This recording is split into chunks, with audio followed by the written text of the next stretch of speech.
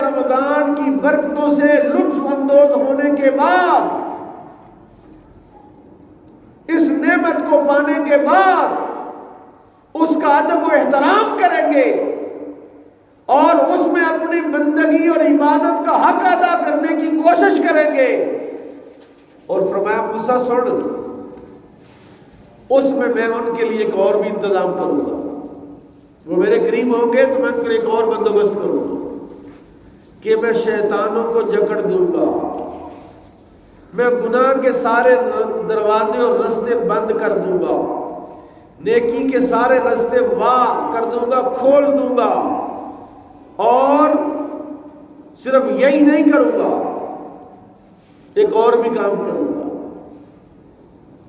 اور نادی منادن،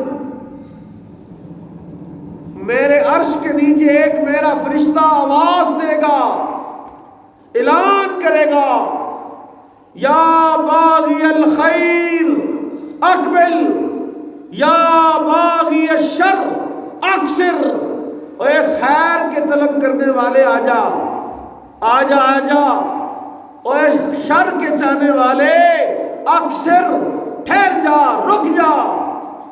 موسیٰ وہ دور ہوگا، وہ وقت ہوگا، وہ مہینہ ہوگا، وہ میرے بندے میرے قریب ہوں گے، میں اپنے بندوں کے قریب ہوں گا۔ موسیٰ یہ نعمت میں نے کسی کو عطا نہیں کی ہے۔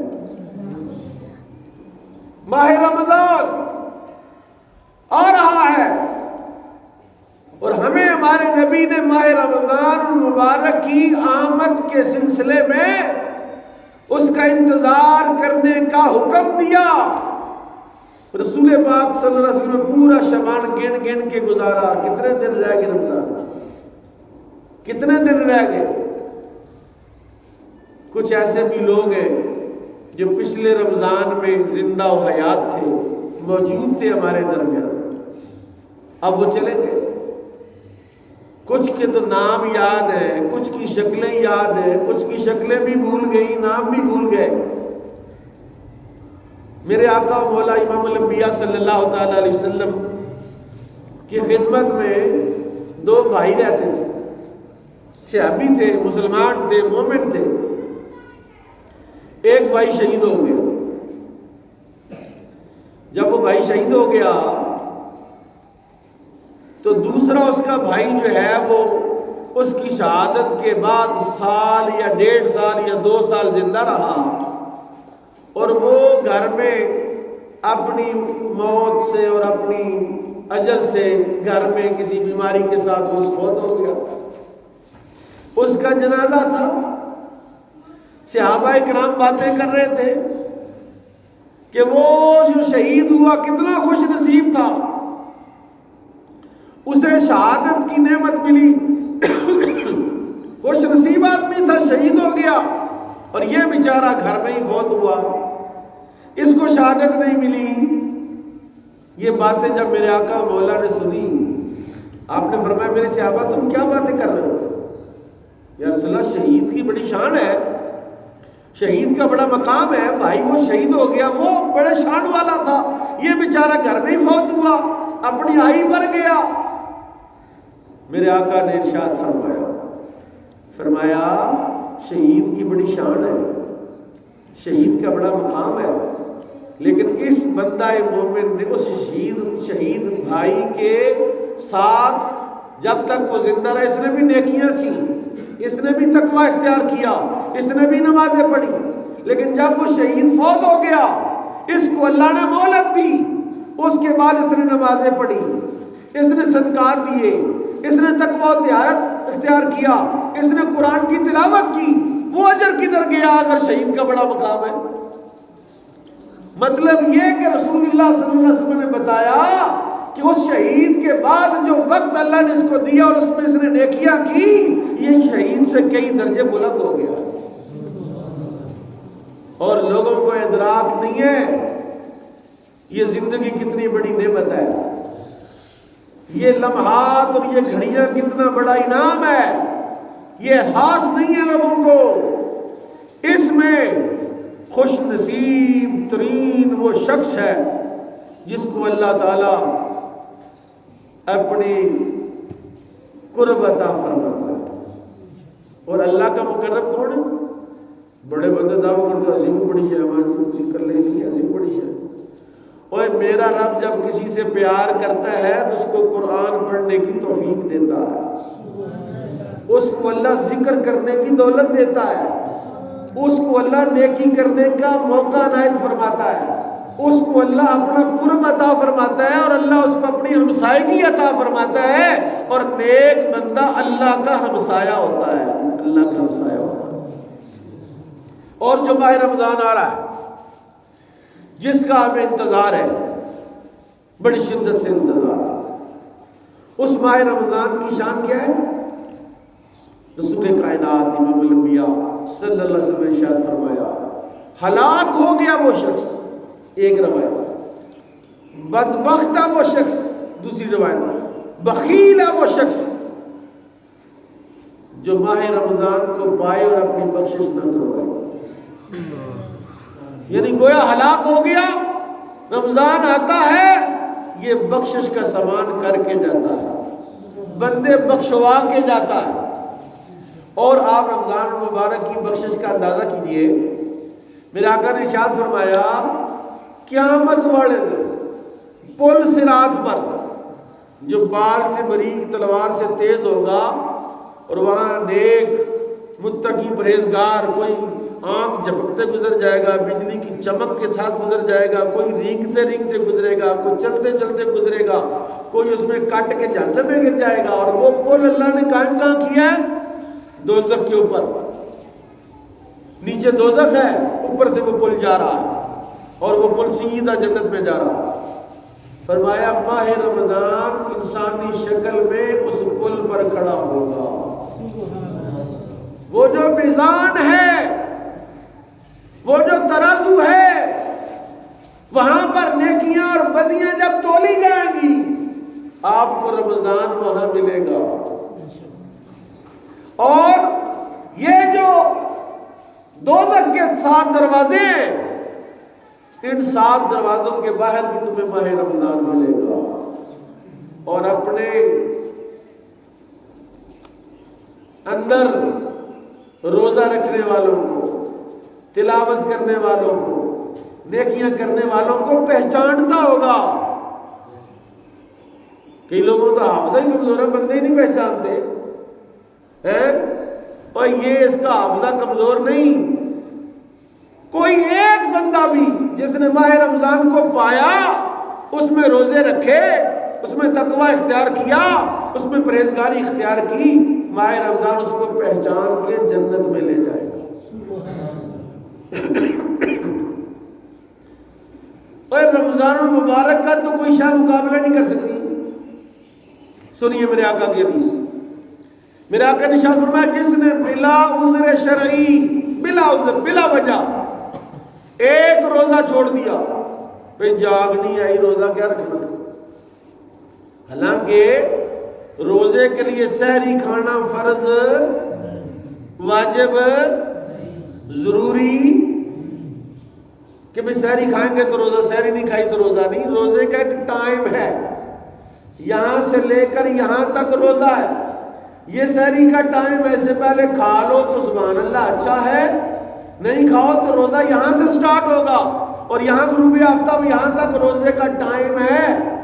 میرے آقا نے ارشاد فرمایا جس نے بلا وجہ ایک روزہ چھوڑا، اگر سارا زمانہ روزہ رکھے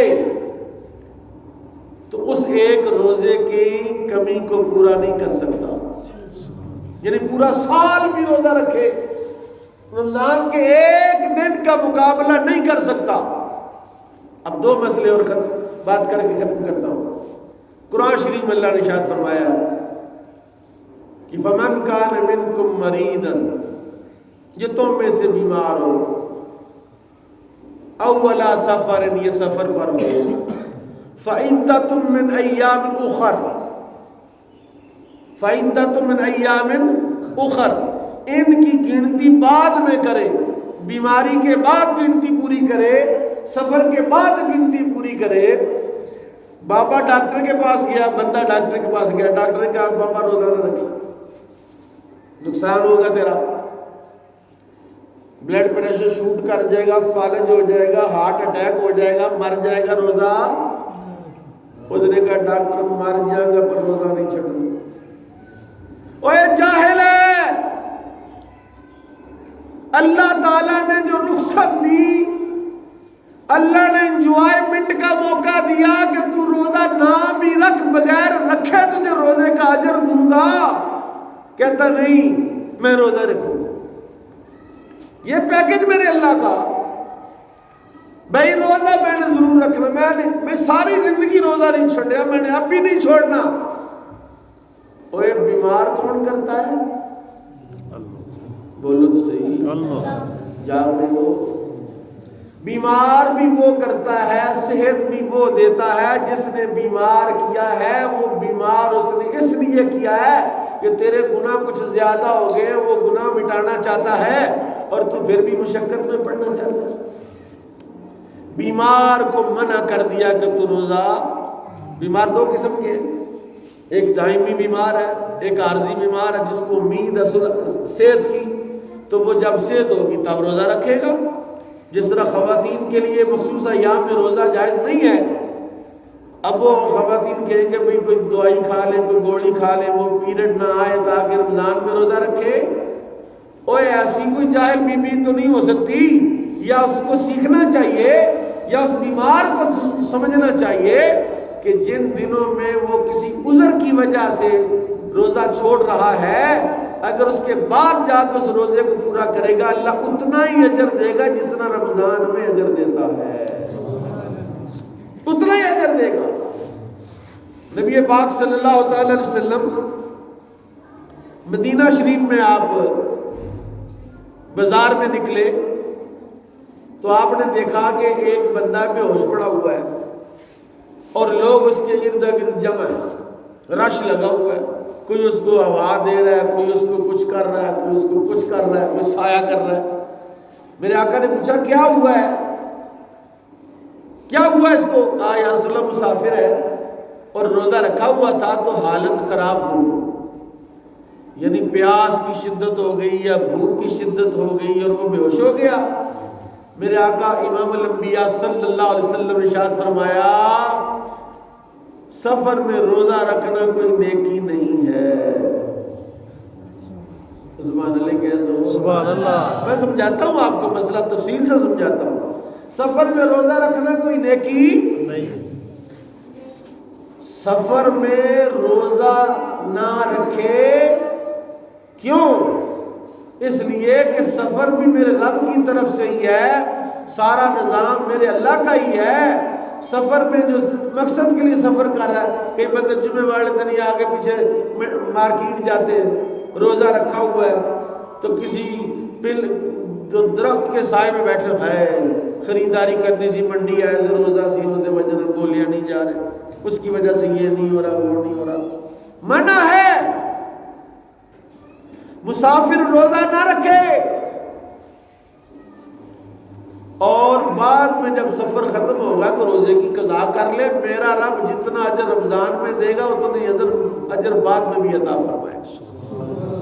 ہاں، اگر کسی بندے کا سفر کمفرٹیبل سفر ہے، پرتعیش سفر ہے، لگژری سفر ہے، مطلب یہ کہ گاڑی اچھی اس کے پاس، وہ کیا سپورٹس پر جا رہا ہے، ایم جی پر جا رہا ہے، بڑا جلیمائیاں ہو رہی ہیں، کوئی گرمی شرمی کا ماحول بھی نہیں ہے، اور وہ روزہ رکھ سکتا ہے، روزہ رکھنا اس کے لیے مشقت کا باعث ہے تو جائز ہے روزہ رکھنا۔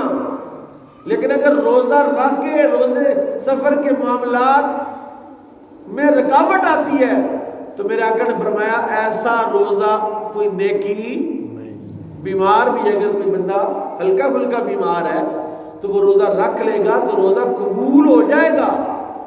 لیکن دیکھیے قرآن شریف میں اللہ نے ارشاد فرمایا ہے کہ جو بندہ مسافر ہو تو وہ قصر کرے نماز کا، 4 رکعتیں ہیں تو کتنی پڑھے؟ 2 پڑھے، قصر کرے۔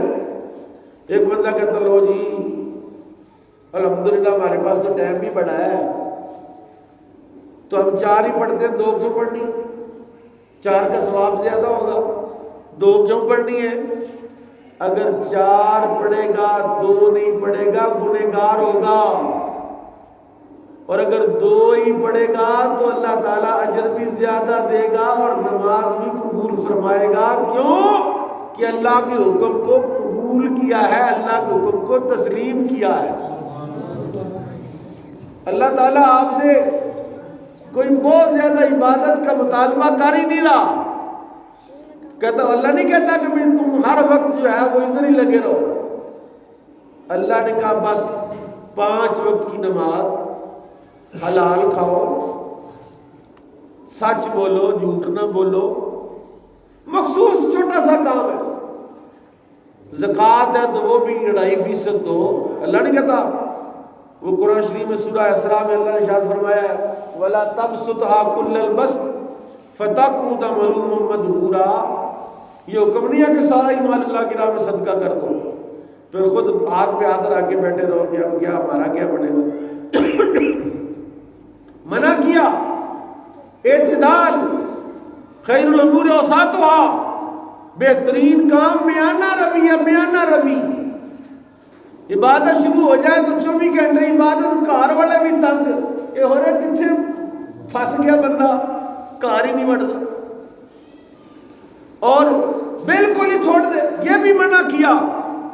بلکہ ایک صحابی کے بارے میں رسول اللہ کو اس کی بیوی نے بتایا، یا رسول اللہ وہ تو ساری رات نماز پڑھتا ہے، دن کو روزہ رکھتا ہے، اس کو بچوں کی کوئی پرواہ نہیں ہے، اس کو گھر کا کوئی خیال نہیں ہے، بیوی کا کوئی خیال نہیں ہے، سوتا بھی نہیں ہے، حالت بھی اس کی بڑی پتلی ہو گئی ہے، کمزور ہو گیا ہے، اتنی کثرت عبادت سے اس کی مت ماری گئی ہے۔